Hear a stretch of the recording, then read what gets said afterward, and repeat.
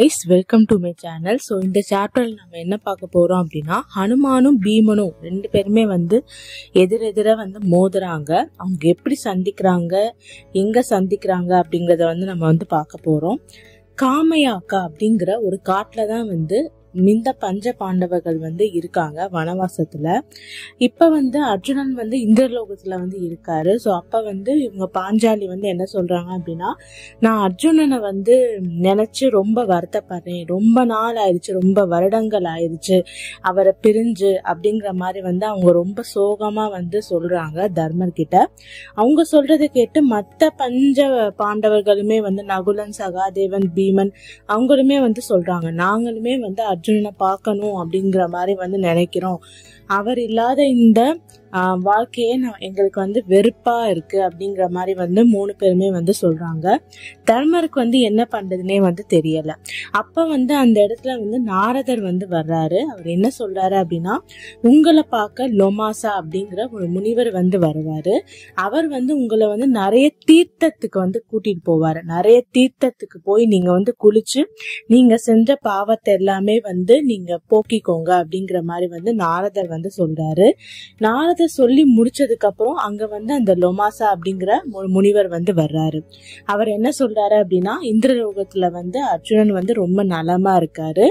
அவருக்கு எல்லா சக்தி வாய்ந்த ஆயுதங்களுமே கிடைச்சிருச்சு. அது மட்டும் இல்லாம அவர் நடனம், நாட்டியம், பாட்டு அப்படிங்கறது எல்லாமே அவர் கத்துக்கிட்டாரு அப்படிங்கிற மாதிரி சொல்றாரு. அர்ஜுனனும் இந்திரனும் தான் என்ன இங்க அனுப்பிச்சு வச்சாங்க. உங்களை நிறைய தீர்த்த குலத்துக்கு கூட்டிட்டு போக சொன்னாங்க. அர்ஜுனன் இங்க வர வரைக்கும் அப்படிங்கிற மாதிரி சொல்றாரு. அது மட்டும் இல்லாம அந்த தீர்த்தத்துக்கு பயணிக்கும் போது நிறைய ராட்சசர்கள் எல்லாருமே வருவாங்க. அவங்க கிட்ட எல்லாத்தையுமே உங்களை காப்பாத்த சொல்லி இந்திரன் என்கிட்ட சொல்லியிருக்காரு அப்படிங்கிற மாதிரி அவர் சொல்றாரு. அதுக்கப்புறம் அவர் என்ன சொல்றாரு அப்படின்னா, இப்ப நீங்க தீர்த்தத்துக்கு வரும்போது நீங்க மட்டுமே வாங்க, நீங்க 5 பேருமே மட்டுமே வாங்க, மத்த யாரையும் கூட்டிட்டு வராதீங்க அப்படிங்கிற மாதிரி அவர் சொல்றாரு. ஆனா அங்க தர்மரோட இருக்க மத்த பிராமணர்கள் அதுக்கு ஒத்துக்கல. நாங்க அஸ்தினாபுரத்துல இருந்தே உங்க கூட தான் இருக்கோம். இப்ப உங்க மூலியமா இந்த தீர்த்தங்கள் எல்லாம் பாக்குறதுக்கு எங்களுக்கு ஒரு வாய்ப்பு கிடைச்சிருக்கு. அத நாங்க நிராகரிக்க மாட்டோம், கண்டிப்பா நாங்களும் உங்க கூட தான் வருவோம் அப்படிங்கிற மாதிரி அவங்களும் சொல்றாங்க. அதனால தர்மர் வேற வழி இல்லாம எல்லா பிராமணர்களையுமே தங்களோட அழைச்சிட்டு போறாரு. இப்படியே பஞ்ச பாண்டவர்கள் நிறைய தீர்த்தத்துக்கு போறாங்க. கடைசியில கைலாய மலை கீழே போறாங்க அந்த தீர்த்தத்துக்கு. இப்ப அந்த லொமாசா அப்படிங்கிற முனிவர் என்ன சொல்றாரு அப்படின்னா, இங்க நிறைய ராட்சசர்கள் இருப்பாங்க, கந்தவர்களும் இருப்பாங்க. அதனால எல்லாருமே வர வேணாம், தர்மர் மட்டும் என் கூட வரட்டும் அப்படிங்கிற மாதிரி சொல்றாங்க. ஆனா மத்த பஞ்ச பாண்டவர்கள் அது எதுவுமே கேட்கல. நாங்களும் கூட வருவோம்னு வர்றாங்க. அது மட்டும் இல்ல, இவங்களோட சேர்ந்து வந்த பிராமணர்களுமே வர்றாங்க. அது தர்மருக்கு ரொம்ப சங்கடமா இருக்கு. ஏன்னா அந்த முனிவர் லொமாசா என்ன சொல்றாரு அப்படின்னா, இந்த பயணம் ரொம்ப ரொம்ப கடினமா இருக்கும், நம்மளால சாப்பாடு, தண்ணி அப்படிங்கிற எதுவுமே கிடைக்காது.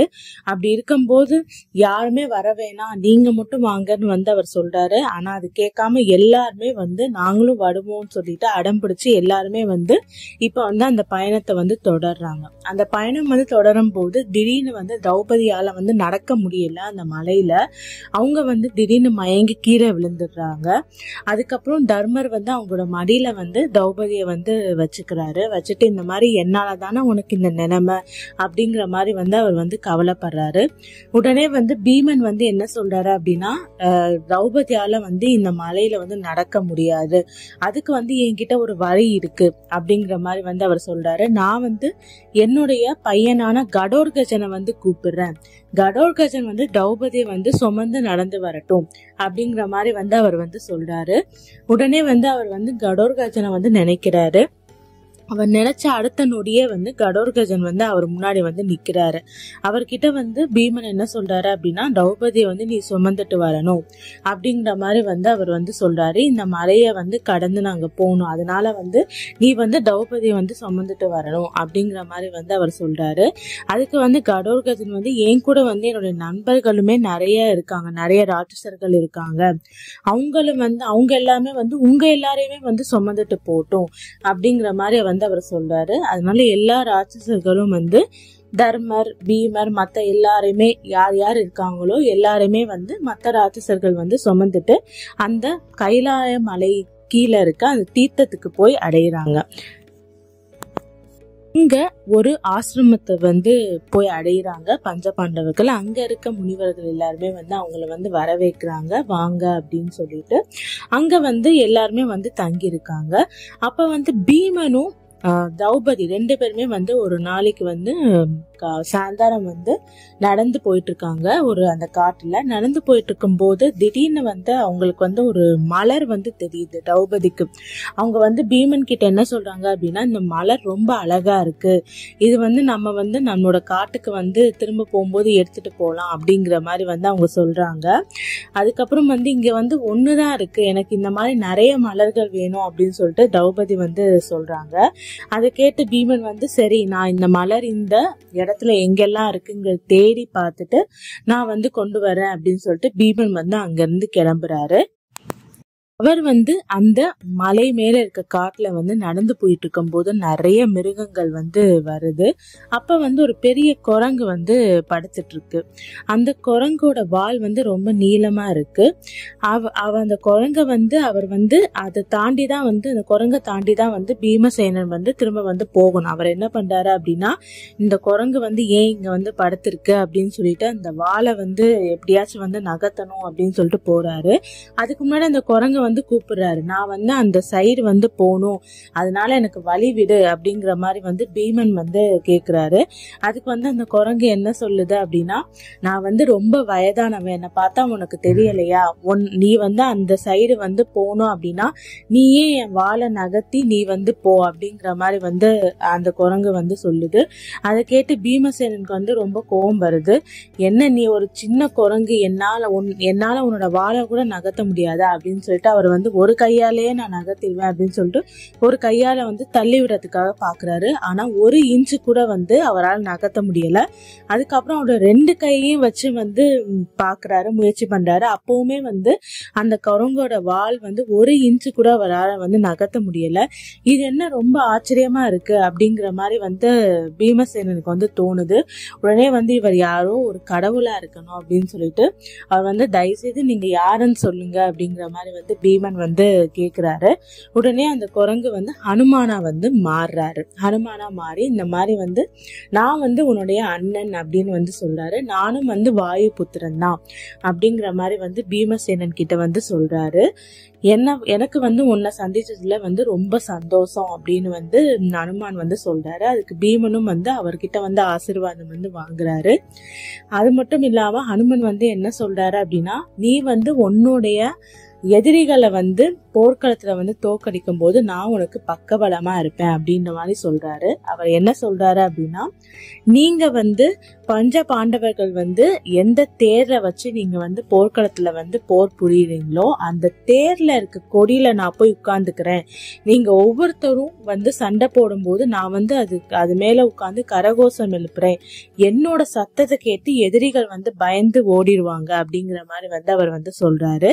உடனே வந்து அதுக்கு வந்து பீமனும் வந்து சம்மதிக்கிறாரு. இப்ப 2 பேருமே வந்து அதுக்கப்புறம் நன்றிகள் தெரிவித்து 2 பேருமே வந்து அவங்கவுங்க வழியில வந்து போறாங்க.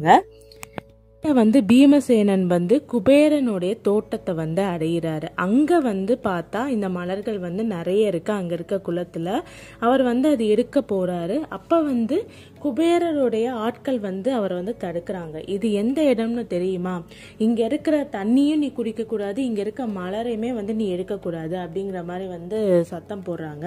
அதை கேட்டு பீமன் வந்து வேணா நீங்க என் கூட வந்து மோதி பாருங்க அப்படின்னு வந்து அவர் சொல்றாரு.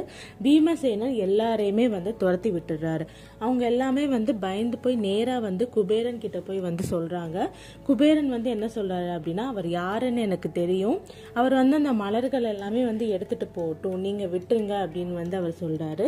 உடனே பீமசேனன் வந்து அங்க இருக்க எல்லா மலர்களையுமே வந்து பறிச்சு எல்லாமே வந்து பாஞ்சாலி கிட்ட வந்து கொடுத்துடுறாரு. இப்ப வந்து அவங்க எல்லாமே வந்து அங்க இருக்க தீர்த்தத்தை எல்லாமே வந்து குளிச்சுட்டு அங்க இருந்து கிளம்புறாங்க.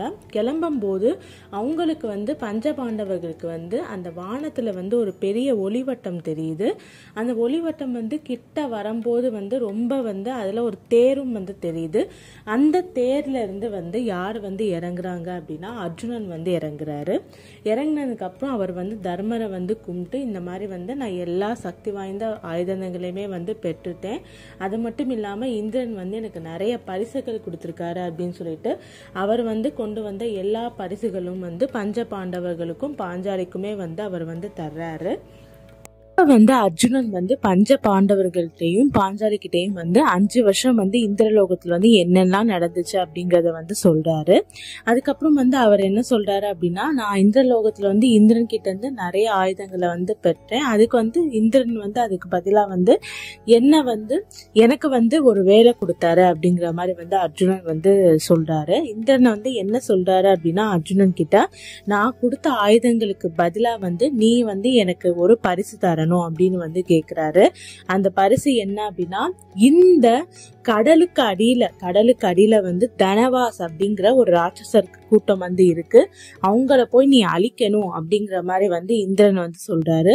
அதனால அர்ஜுனன் வந்து என்ன பண்றாரு அப்படின்னா கிளம்புறாரு. ஏன்னா அந்த தனவாஸ் அப்படிங்கிற அந்த ராட்சசரை வந்து அழிக்கணும் அப்படின்னா அது மனிதர்களால மட்டும்தான் வந்து அழிக்க முடியுமா. அதனால வந்து இந்திரன் வந்து அர்ஜுனன் வந்து அனுப்பி வைக்கிறாரு. அர்ஜுனன் வந்து இந்திரனோட படையோட போய் அந்த தனவாச வந்து வெந்துடுறாரு. போர்ல வந்து எல்லாமே வந்து தோக்கடிச்சிடாரு. ஏன்னா வந்து அர்ஜுனன் கிட்ட வந்து சிவன் கொடுத்த பசுபதி அப்படிங்கிற ஒரு ஆயுதம் இருக்கு, வஜ்ராயுதம் இருக்கு, காண்டீவம் இருக்கு, இந்த மாதிரி வந்து நிறைய சக்தி வாய்ந்த ஆயுதங்களை அவர்கிட்ட இருக்கனால அவர் வந்து அந்த ராட்சசர்களை வந்து கொன்னுடுறாரு. அந்த கதையை எல்லாமே வந்து பாஞ்சாலி கிட்டையும் பஞ்ச பாண்டவர்கள்ட்டையும் வந்து அவர் வந்து சொல்றாரு. கடைசியில வந்து என்ன நடக்குது அப்படின்னா, இந்த பஞ்ச பாண்டவர்கள் வந்து அர்ஜுனன் கிட்ட வந்து என்ன சொல்றாங்க, என்ன கேக்குறாங்க அப்படின்னா, நீ வந்து உன்னோட ஆயுதங்கள் வந்து எப்படி உபயோகிக்கணுங்கிறது வந்து எங்க முன்னாடி வந்து ஒரு வாட்டி காமி அப்படிங்கிற மாதிரி வந்து சொல்றாங்க. அத வந்து அர்ஜுனன் வந்து ஒத்துக்கிறாரு.